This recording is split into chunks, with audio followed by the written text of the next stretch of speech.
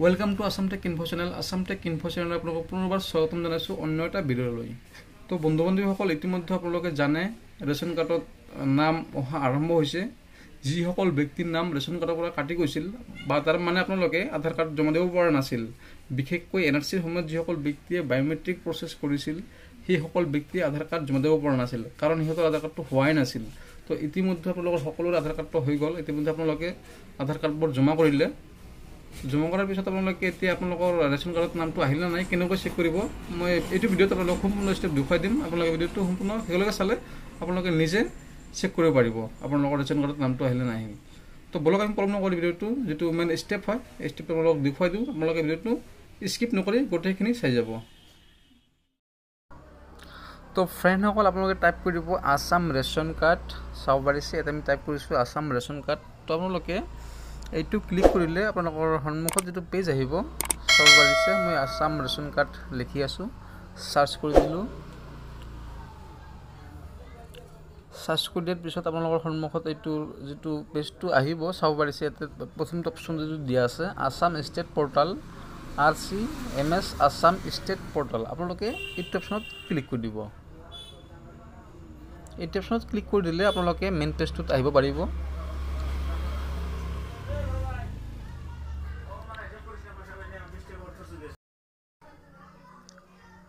তো ফ্ৰেণ্ডসকল, আমি এতিয়া ইয়াৰ যিটো মেইন অফিচিয়েল পেজ হয় সেইটো পেজত আহি গৈছোঁ। আপোনালোকে অলপ ৱেইট কৰিব, পেজটো লোডিং লৈ আছে। আমাৰ ইয়াত সিমান এটা নেট ভাল নহয়, তাৰ বাবে অলপ পেজটো অলপ শ্ল' মাৰি আছে। তো বন্ধুসকল, আপোনালোকে ইয়াতে চাব পাৰিছে ৰেচন কাৰ্ড। আপোনালোকে এইটো অপশ্যনত আপোনালোকে ক্লিক কৰিব। ৰেচন কাৰ্ড চাব পাৰিছে, ৰেচন কাৰ্ড আপোনালোকে ইয়াতে ক্লিক কৰিলে ইয়াতে ভিউ ডিটেইলছ বুলি অপশ্যন আহিব। চাব পাৰিছে ৰেচন কাৰ্ড ডিটেইলছ, আপোনালোকে এইটো অপশ্যনত ক্লিক কৰি দিব।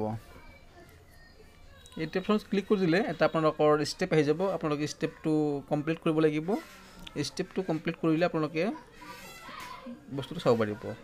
তো ফাৰ্ষ্ট অফ অল আপোনালোকে বন্ধুতে ইয়াতে যিটো কেপচা কোড আছে এই কেপচা কোডটো বহাই আপোনালোকে ভেৰিফাই অপশ্যনত ক্লিক কৰি দিব। ভেৰিফাই, ইয়াতে কোনো আপোনালোকৰ OTP নাহে, জাষ্ট আপোনালোকৰ যিটো কেপচা কোডটো আছিল এইটো ভেৰিফাই হ'ব। হোৱাৰ লগে লগে ইয়াৰ যিটো মেইন প্ৰচেছ হয় সেইটো আহি যাব। চাব পাৰিছে আসামটো অলৰেডি চিলেক্ট থাকিব। ডিষ্ট্ৰিক্টটো আপোনালোকে চিলেক্ট কৰি ল'ব। আপোনালোকৰ যিটো ডিষ্ট্ৰিক্ট হয় সেই ডিষ্ট্ৰিক্টটো মই চিলেক্ট কৰি দিলোঁ।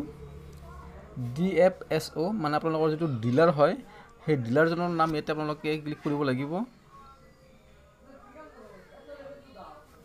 চাব পাৰিছে এইটো FPS, ইয়াতে আপোনালোকৰ ডিলাৰ হ'ব। এইটো ডিলাৰ নহয়, আপোনালোকৰ এইটো ডিষ্ট্ৰিক্ট হ'ব। ওপৰতো ডিষ্ট্ৰিক্ট হয়, 3 নম্বৰ অপশ্যনটো ডিষ্ট্ৰিক্ট হ'ব। যিটো FPS দি আছে ইয়াতে আপোনালোকৰ যিজন আপোনালোকে ডিলাৰৰ পৰা মানে মাল ৰেচন লৈ আছিল তাৰ নামটো আপোনালোকে ইয়াৰ পৰা অলপ লাহে ধীৰে চাব। ইয়াতে বহুতো নাম আছে, আপোনালোকৰ ডিষ্ট্ৰিক্টৰ গোটেইখিনি আপোনালোকৰ ডিষ্ট্ৰিবিউটৰৰ নাম ইয়াতে দিয়া আছে।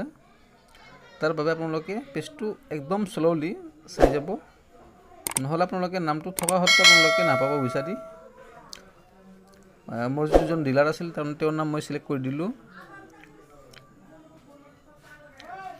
তাৰপিছত আপোনালোকে চাব পাৰিছে চিলেক্ট ভেলু, আপোনালোকে ৰেচন কাৰ্ড উইজ বুলি ক্লিক কৰি দিব।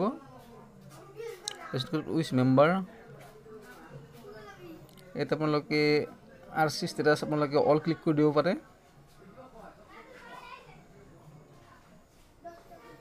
স্কিম আপোনালোকে অল চিলেক্ট অল কৰি দিব, কোনো অসুবিধা নাই।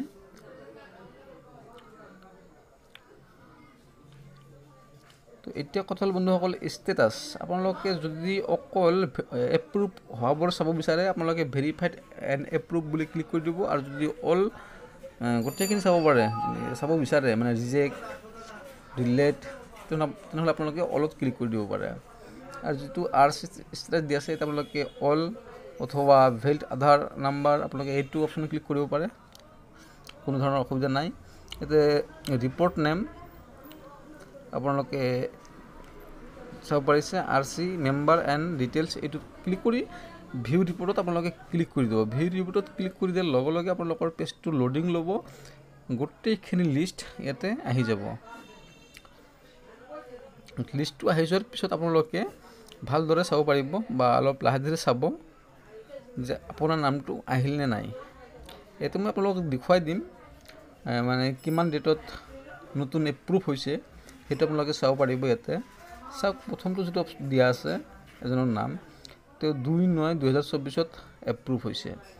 আৰু ৰিচেণ্টলি যিহেতু বৰ্তমান 11 মাহ, নৱেম্বৰ মাহ চলি আছে, এই নৱেম্বৰ মাহতো মানে ৰিচেণ্টলি 2-1 দিন আগতে কিছুমান নাম বা কিছুমান ব্যক্তিৰ ৰেচন কাৰ্ড এপ্ৰুভ হৈছে। আমি আপোনালোকক দেখুৱাম, সেইটো চাব পাৰিছে, আমি চাই আছোঁ। এইটো আপোনালোকৰ কি হ'ল 30/10/2024 এপ্ৰুভ হৈছে। এইটো মানে লাহে লাহেকৈ আহি আছে, আপোনালোকে চিন্তা কৰিবলগীয়া একো নাই। আপোনালোকে যদি ডকুমেণ্ট জমা দিছে তেনেহ'লে নিশ্চয় আপোনালোকৰ নামটো আহি যাব।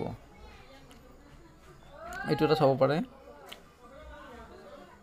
এইটো 9 অহা মানে এইটো চাব আপোনালোকে 12/11/2024 এইটো মানে ৰিচেণ্টলি আহি গৈছে। মানে আজি আপোনাৰ মই ভিডিঅ' বনাই আছোঁ, আজি হ'ল আপোনাৰ 15 তাৰিখ, 3 দিন আগতে এইটো এপ্ৰুভ হৈছে।